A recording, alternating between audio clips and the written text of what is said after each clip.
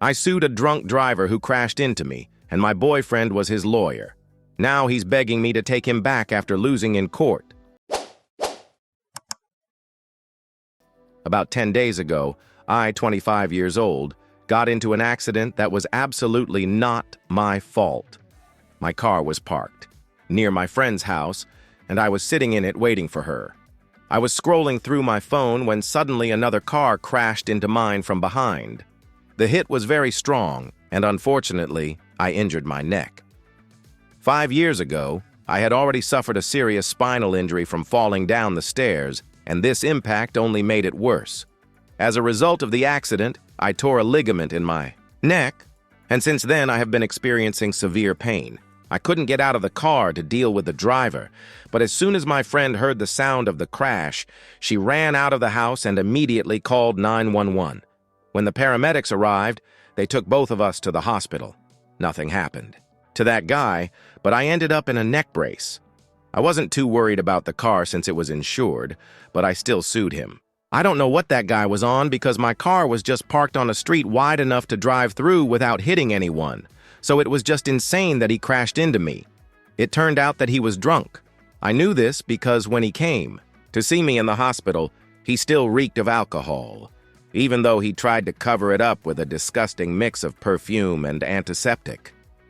That same day, I told the police I wanted to sue, but it turned out that this guy, let's call him Chris, had connections. The district attorney refused to treat my case as anything more than an accident. They even tried to convince me that I was parked in the wrong place and that Chris was supposedly trying to avoid hitting a cat when he accidentally crashed into my car. Later, I found out that Chris was related to a very wealthy businessman. Maybe his nephew, but I'm not sure. Either way, that's how he managed to avoid punishment. My insurance would have covered the car damage since I had all the evidence, including the police report, but that wasn't enough for me. Chris had crashed into my car and was clearly drunk, so he owed me much more than just a half-hearted apology. On top of that, there was the matter of medical expenses. I had to pay for all the treatment myself, and believe me, the bill was insane. I had to undergo an examination, get an X-ray, buy a brace, medicine. All of it cost nearly $2,000. My insurance didn't cover everything. I run a small bakery business and can afford a normal life. I have my own apartment, I pay rent, gas, electricity, water, and all necessary things. Sometimes I can even treat myself. But the hospital bill was too big. I couldn't just pay it without breaking my monthly budget. Cutting back on other things wasn't really an option. I still had to pay bills, buy groceries, and purchase ingredients for my bakery. It just infuriated me that some drunk jerk could get behind the wheel, crash into my car, send me to the hospital, leave me in terrible pain for who knows how long, and then simply avoid responsibility thanks to his connections. So I decided to sue him. And since my boyfriend, he's 29, is a lawyer, naturally the first person I turned to was him. This was a week ago. We were having dinner when I told him about it. He clearly got nervous and said I'd better leave everything as it was, because it wasn't worth getting involved with someone like Chris. I was shocked by his attitude. He could see I was in pain. He knew I had to spend a lot of money on treatment, and yet he wanted me to just forget about it. We argued, and he said he was too busy to represent me in such a small case. That was so hurtful it made me rethink our relationship. We'd been together for only 6 months, but I'd known him for a year and a half, and all this time I thought he was someone I could rely on. His behavior seemed wrong to me. I knew he was respected in his profession, but I never thought he could humiliate me like that.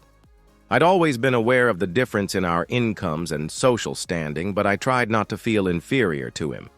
Maybe being a baker won't make me as rich as he'd like, and maybe it's not the most important profession in the world, but I do what I love.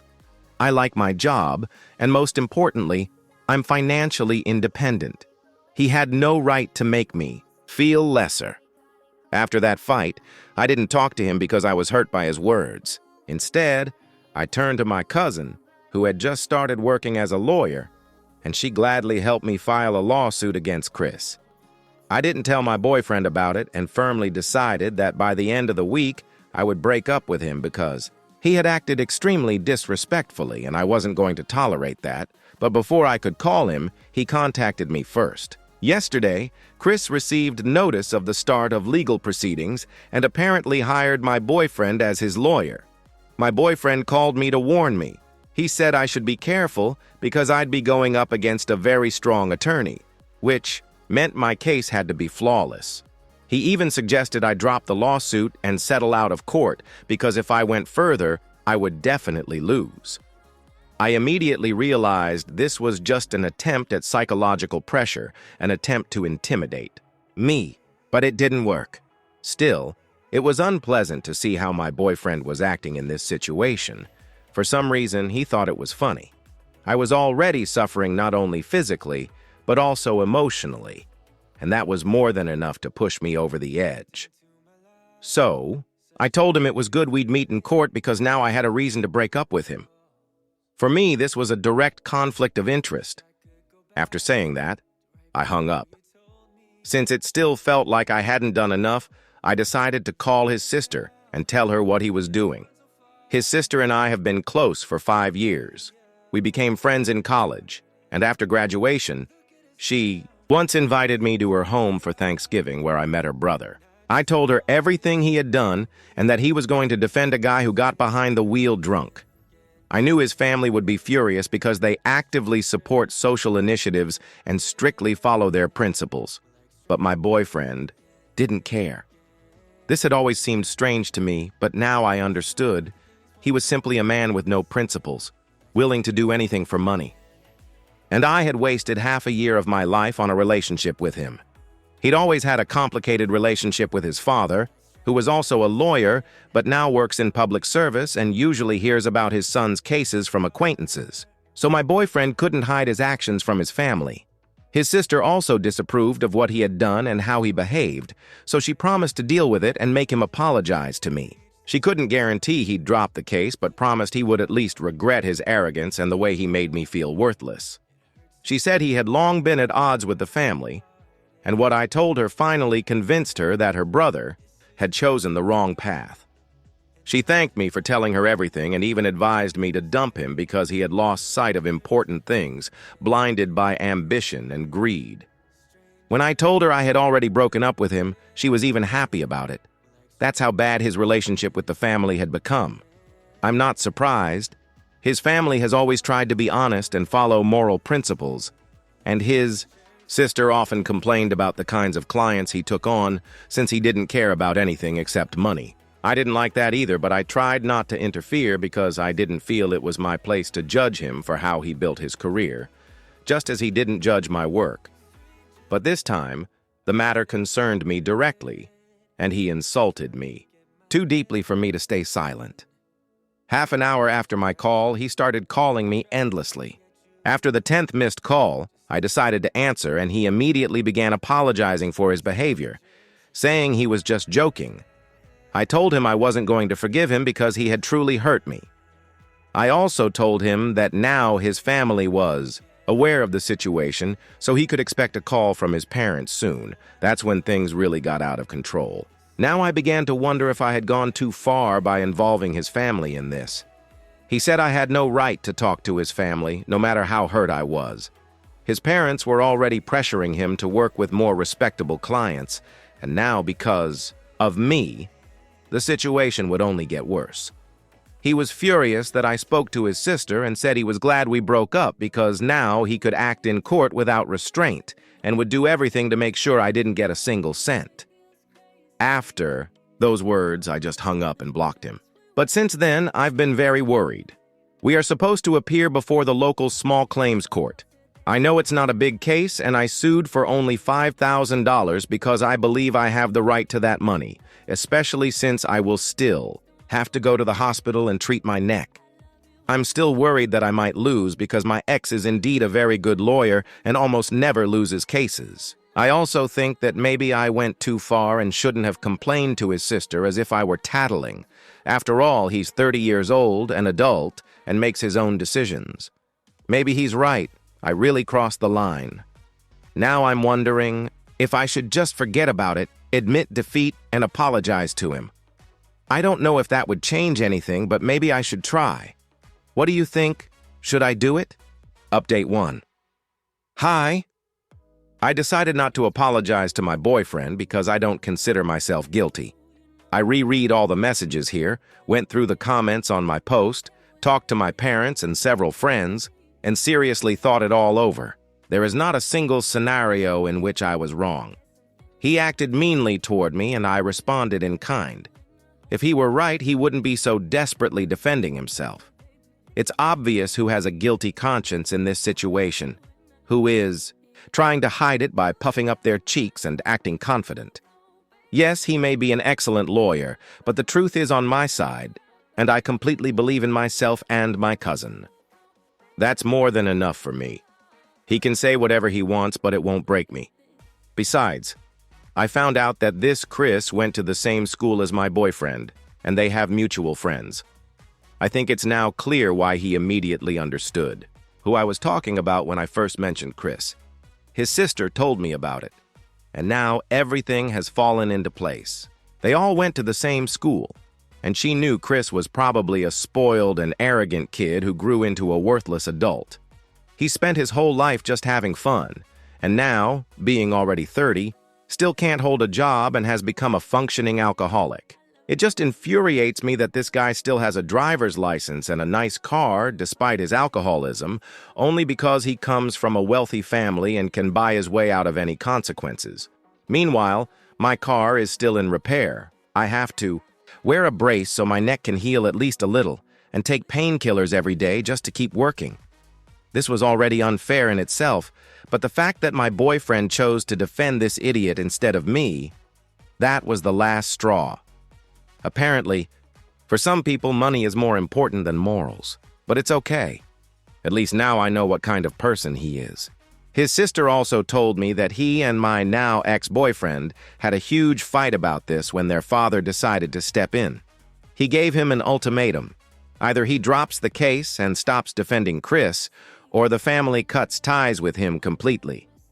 It all turned into a big drama, but in the end, my ex decided to stop speaking to his parents just because he was offered a very good fee for this case and wasn't going to give it up.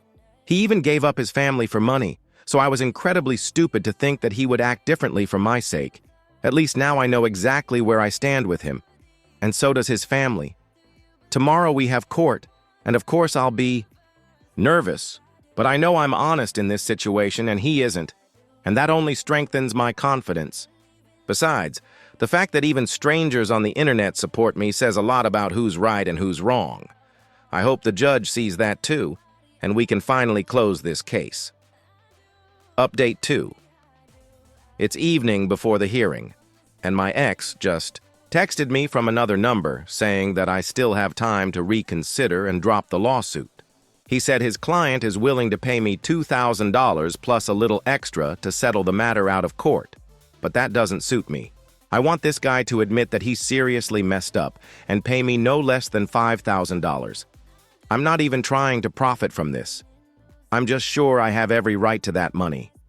$2,000 is only what I spent on the day of the accident, but I will have further expenses for treatment, medicine, doctor consultations, physiotherapy to recover properly. My back hurts almost daily, and it interferes with my work. That's exactly why I'm not going to agree to less than $5,000, and I'm sure that's more than fair. I really don't understand what all this fuss is about. This Chris is disgustingly rich. So why doesn't he just pay that money as compensation for the accident he himself caused? It's not my problem. I just blocked that number too and will try to go to bed so I'm not distracted anymore by my ex's attempts to throw me off. That's the last thing I need right now. I'm almost sure he's still trying to get into my head and knock me off balance because he realizes he'll lose. If he's suddenly become this desperate, it means he knows he has little chance and is now trying to prevent it. Update 3. Hi, everyone. Today, we finally had the hearing, and everything went better than I expected. We went last. My cousin was simply amazing, but of course my ex-boyfriend turned out to be more experienced and managed to get the judge to schedule a second hearing. I won't go into details because it's boring and not particularly important. But the more I think about it. The more annoyed I get, now I risk spending even more money on this process. I'm grateful to my cousin for not charging me a lot since we're family, but it's still expenses. I understand that being principled and honest is great, but right now I'm not thrilled about having to go through another hearing. We gathered all possible evidence to strengthen our case, but unfortunately the other side probably did too. Their methods were much less honest, though. Yes, I'm sure they bribed someone. I have no doubt. I was in a terrible mood while waiting for a taxi, and then my ex decided to come up to me and completely ruin my day. I tried my best to ignore him, but I didn't have my AirPods, so I had to hear his voice. He started saying that Chris's father decided to stop financially supporting him after the accident because it was the last straw. Now he's completely broke, with only a few thousand left in his account, and he really can't afford to pay me the amount I'm asking. That's why he wanted to settle for less. I pretended not to hear him, but he kept on, telling me that I needed to show compassion and that being so greedy was not in my character. At some point, I lost patience and just told him that I do have a heart, but I prefer to give it to people who deserve it, and his buddy Chris definitely isn't one of them. Worst case, his parents will end up paying me themselves to save their little boy. I'm sure those who raised such an immature fool won't let him go to jail over such a trifle. In any case, his uncle has enough money to pull off anything. Thanks to him, they managed to get the second hearing. I don't have the luxury of relying on someone to come and pull me out of a tough situation, so I wasn't being heartless or greedy. I was just defending myself. Just because I'm not chasing money the way my ex is doesn't mean I don't need it. He just stared at me, opening and closing his mouth like a fish, trying to think of something to say, but came up with nothing. After about half a minute, my taxi arrived and I left him standing there alone. I can't say I'm completely satisfied with today, but at least I managed to put my ex in his place, and that's already not bad. Now I just hope we can close this matter at the next hearing. Update 4. Hi. 3 weeks have passed, and yesterday, I finally received the amount I was supposed to be paid. As I expected, at the last moment, Chris's parents once again pulled him out of trouble. But that doesn't matter anymore. The important thing is that the court ruled in my favor. The most interesting thing happened after the verdict. I went home, and unlike last time, my ex didn't even try to stop me outside the courthouse. Instead, he decided to wait until I got home. A few hours after I came back, he showed up at my door with a bouquet of roses and suggested we get back together. He claimed he sincerely regretted everything he had said and done, and that he had always known he would lose. That's why he behaved like a selfish jerk. But now he realized how stupid he had been and wanted me to give him a second chance.